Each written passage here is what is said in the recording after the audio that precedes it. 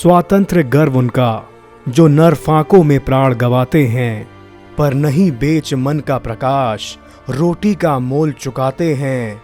स्वातंत्र्य गर्व उनका जिन पर संकट की घात न चलती है, तूफानों में जिनकी मशाल कुछ और तेज हो जलती है। तूफानों में जिनकी मशाल कुछ और तेज हो जलती है।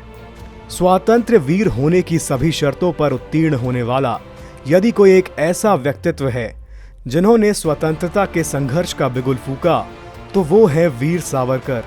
स्वातंत्र्य वीर वीर सावरकर। वीर सावरकर का स्वतंत्रता के उस रणयुद्ध में बहुमूल्य योगदान रहा है। सावरकर भारत के महान क्रांतिकारी, स्वतंत्रता सेनानी, समाज सुधारक, इतिहासकार, राष्ट्रवादी नेता तथा विचारक थे। उन्होंने आजीवन देश की स्वतंत्रता के लिए संघर्ष किया। उनकी प्रशंसा शब्दों में व्यक्त नहीं की जा सकती। वीर सावरकर का मूल नाम विनायक दामोदर सावरकर था। उनका जन्म 28 मई 1883 को वर्तमान महाराष्ट्र के नासिक जिले के भागूर गांव में एक चित्पावन ब्राह्मण परिवार में हुआ था। सन 1901 में सावरकर ने मैट्रिक की परीक्षा पास की। बचपन से ही सावरकर की पढ़ाई में अत्यधिक रुचि थी तथा उन दिनों उन्होंने कुछ कविताएं भी लिखी थीं। आर्थिक संकट होने के बावजूद उनके बड़े भाई गणेश ने उनकी पढ़ाई की इच्छा का समर्थन किया। वर्ष 1902 में स्नातक करने के लिए उन्होंने पुणे के फर्ग्यूसन कॉलेज में दाखिला लिया। इस अवधि में विनायक ने स्थानीय नवयुवकों को संगठित करके मित्र मेलों का आयोजन किया, जिसने भारत की पूर्ण राजनीतिक स्वतंत्रता की लड़ाई में भाग लेने वाले लोगों को काफी प्रभावित किया था। मित्र मेला के सदस्य नासिक में महामारी रोग से ग्रसित लोगों की सहायता भी किया करते थे। बाद में उन्होंने मित्र मेला को अभिनव भारत बुलाया और ये घोषित किया कि भारत को स्वतंत्र होना चाहिए। सावरकर की भारतीय स्वतंत्रता आंदोलन में भागीदारी के कारण ब्रिटिश सरकार ने उनसे उनकी स्नातक स्तर की डिग्री वापस ले ली। जून 1906 में वीर सावरकर वकील बनने के लिए लंदन चले गए। उन्होंने भारत के स्वतंत्रता संग्राम पर आधारित 1857 का स्वातंत्र्य समर नामक एक किताब लिखी, जिस पर अंग्रेजों ने प्रकाशन से पहले ही रोक लगा दी। इस पुस्तक को क्रांतिकारियों की भगवत गीता का दर्जा दिया जाता है। लंदन में रहते साथ ही उन्होंने भारतीय छात्रों को भारत में हो रहे ब्रिटिश शासन के खिलाफ एकजुट किया और उन्होंने फ्री इंडियन सोसाइटी की स्थापना की। इस सोसाइटी ने कुछ महत्वपूर्ण तिथियों को भारतीय कैलेंडर में शामिल किया, जिसमें त्योहारों, स्वतंत्रता आंदोलन के स्थलों को शामिल किया गया और ये भारतीय स्वतंत्रता के बारे में बात करने के लिए समर्पित थी। उन्होंने अंग्रेजों से भारत को मुक्त करने के लिए हथियारों के इस्तेमाल की वकालत की और हथियारों से सुसज्जित इंग्लैंड में भारतीयों का एक नेटवर्क बनाया। 1857 के भारतीय विद्रोह के बारे में सावरकर ने the Indian war of independence नामक पुस्तक प्रकाशित की, जिसे ब्रिटिश अधिकारियों ने प्रतिबंधित कर दिया था। 1909 में सावरकर के गहन अनुयायी मदन लाल डींगरा ने कर्जन वाइली को गोली मार दी। इसके बाद डींगरा को गिरफ्तार कर लिया गया।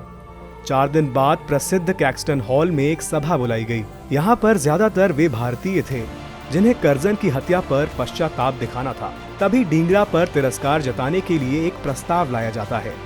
जैसे ही प्रस्ताव के समर्थन में कुछ हाथ हवा में जाते हैं, ये घोषणा कर दी जाती है कि प्रस्ताव सभी के मत से पारित किया जाता है। तुरंत पीछे से एक बुलंद आवाज आती है, नहीं, ये सभी का मत नहीं है। ये आवाज वीर सावरकर की होती है। चट्टान के जैसे मजबूत विचारों वाले सावरकर सदा ही निडर और स्पष्ट थे। वीर सावरकर अंततः ब्रिटिश अधिकारियों की नजरों में चढ़ गए और अंग्रेजों की हो रही इन हत्याओं का रचयिता होने के बेबुनियादी अपराध में सावरकर को सजा सुनाई गई। इंडिया हाउस के साथ उनके संबंध का हवाला देते हुए उन्हें हत्याकांड में फंसा लिया गया। सावरकर को 13 मार्च 1910 को लंदन में गिरफ्तार कर लिया गया और भारत भेज दिया गया। भारत वापस यात्रा पर सावरकर ने फ्रांस में शरण लेने का प्रयास किया।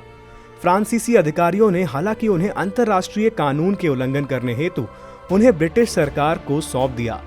फिर क्या था, अंग्रेज सरकार के न्यायहीन शासन ने सावरकर को क्रांति के अपराध में काला पानी की सजा सुना दी।